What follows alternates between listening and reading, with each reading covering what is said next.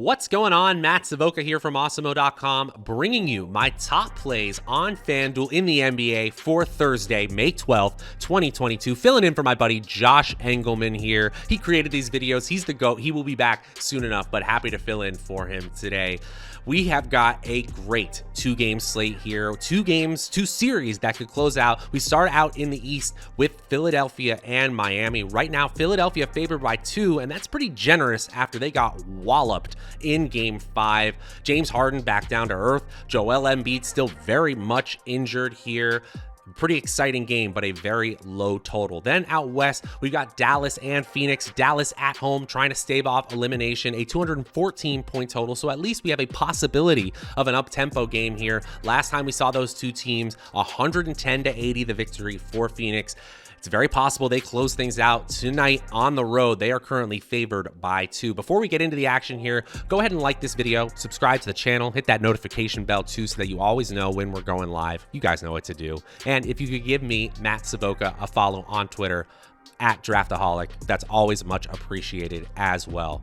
Also want to give a huge shout out to our presenting sponsor, No House Advantage. You see the ad at the bottom of the screen there. Use promo code Awesemo when you sign up to get up to a $25 first match deposit bonus. And they're offering a new way to play DFS by offering daily prop-based contests. And you can beat your friends, not the house. They have mass entry capability, big prizes just like you're used to. But again, it's those prop-based contests. Make sure to use promo code Awesemo when you sign up today. Okay, guys, on the screen here, you see my 10 through 6 of my top plays. And at 10, 9, and 8, we have some superstar players with a 40% chance of being the optimal lineups. And you know I'm talking about Maxi Kleber. No, I'm talking about Chris Paul and James Harden. Obviously, James Harden, hot and cold. If you get to play a game like you had in Game 4, you might have a GPP winning lineup type player. Chris Paul too can get really hot in a heartbeat, but there are players on their own teams that usually take up most of the scoring when the team is operating at full gear. Still, if you're looking at range of outcomes, not many players on this slate have higher ranges of outcomes. We'll get to them in a minute. I still think that if you want to pay up in salary, there are players in the top 5 I like a little bit more. Kleber is decent at 40%. Jay Crowder piques my interest at 42%. But DeAndre Ayton at the center position, where we don't have a ton of great options here, a couple, 6,900 salary is good enough here. 33.5 fantasy points as a median projection. You'd feel really good if you get up to 50 points in a GPP. And we got him projected for about 32 minutes and many more rebounds than he's had of late. He's been averaging about 7.5 rebounds per game during the playoffs. We've got him at about 10.2 to 10.5 rebounds, closer to his season-long average. That's getting him into the optimal lineup 44% of the time, almost into the top 5. Who makes it? Let's watch and find out. At number 5, it's Heat center Bam Adebayo. He actually has the power forward eligibility here as well. 7,800 is a little steep in salary, but clearly in our simulations, not enough when you consider that he has a nearly 40 fantasy point median projection and only needs about 55 fantasy points to hit his GPP goal. He's going to play plenty, 34 to 35 minutes, not unreasonable here, and he scores a lot more than you might think. I mean, 16 to 18 points, absolutely there. He's got 17.2 points as a median projection right now. The rebounds, we're bullish on him compared to his series stats, but the assists, steals, blocks, he does enough on the periphery where I actually think he could get a ceiling game here, especially against Joel Embiid, who is injured. Obviously, he's going to, Joel Embiid will do his best down low, but you got to think he's going to be less prone to contact down low. That might leave the door open for Bam Adebayo to get a few more counting stats there. He's in the optimal lineup 49% of the time. That's good enough for number 5. At number 4, and honestly my favorite play on the slate, it's Luka Doncic. I just think Luka Doncic shows up tonight in this elimination game at home. We've got a crazy projection for him, even though the salary is 11,700. 56 fantasy points as a median projection here.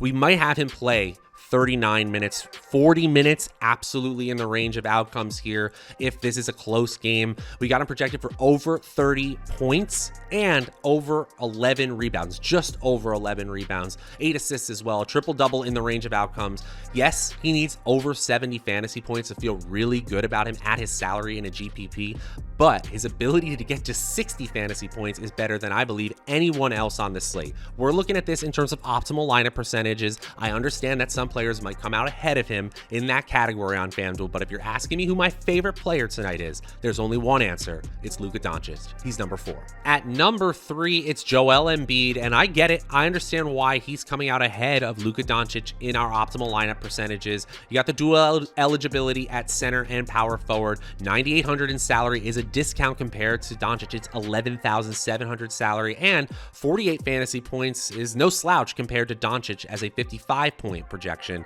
You need less fantasy points to feel good about him in a GPP as well. I still think Joel Embiid is far from 100%. I know he's playing out there. I know he's probably going to get huge minutes, but I am concerned that his production is going to be a little bit down.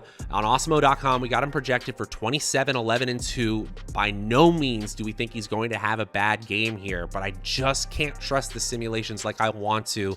He still comes in at number 3. At number 2, a pure value play to help you get up to those premium salary players. It's Dallas Mavericks wing Dorian Finney-Smith, a $5,200 salary on FanDuel and an unimpressive 27 point median projection.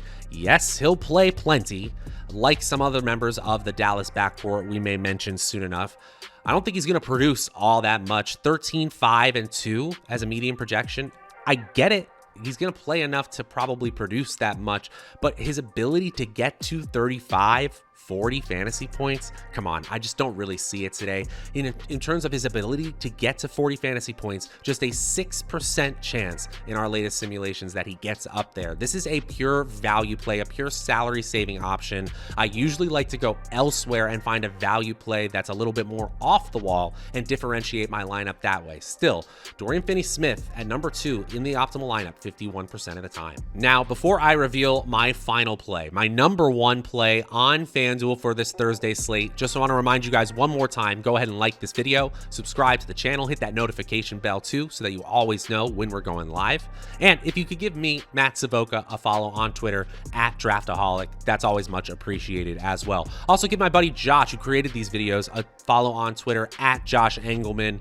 He always has those sims leading up to tip-off as well to help you out, so definitely give him a follow over there. Also want to give one more shout out to our presenting sponsor, No House Advantage, offering daily player prop contests so that you can beat your friends, not the house. Get all the big entry pools, all the big prizes that you're used to, mass entry capability just like you're used to, but a different way of playing, and use promo code Awesemo when you sign up to get up to a $25 first match deposit bonus. Okay guys, let's get into my number 1 play on FanDuel for this Thursday slate. At number 1, it's Jalen Brunson, guard for the Dallas Mavericks. Again, higher total game. We expect these players to play a lot. We expect them to contribute a lot in more than just the points category, and you need about 40, 45 points to feel really good about him in a GPP. Again, we're talking about a less than 10% chance and just a little more than 5% chance of a player like Brunson actually hitting that GPP goal. Yes, compared to salary-based expectations at $6,200, his 32 fantasy point median projection looks decent, but don't play too many of these value players just because you're trying to get to these premium salary players. Use this as an opportunity to differentiate your lineups. Jalen Brunson has a little bit of a ceiling, a decent floor, and a solid median projection. That gets him into the optimal lineup a ton. He is far from my favorite player on the slate. Still, let's trust the math, play him plenty, but we got to differentiate other ways. I kind of like doing that with the value players first.